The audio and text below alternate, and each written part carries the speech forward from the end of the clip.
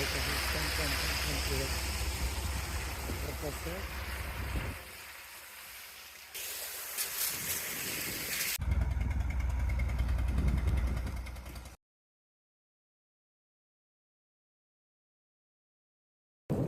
বডির ভাইয়েরা বইলে আনছে কোনো স্রোত নাই, পানি পরিষ্কার, কিন্তু এখানে আইসা দি পানি একদম প্যাক কইলেও চলে, একদম মারা, দেখতেই পাচ্ছে না। সকালে আমরা ভিডিও করছি, তো সকালের ভিডিও,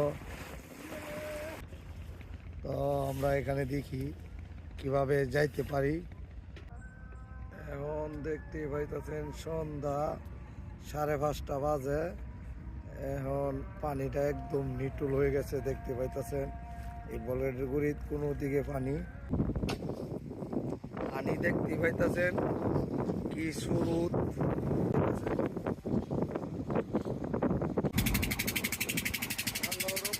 দেখতে পাইতেছেন বলগেটটি রশি কাছি দিয়া অনেক টানা টোনা দিয়া ধরে রাখছি, অনেক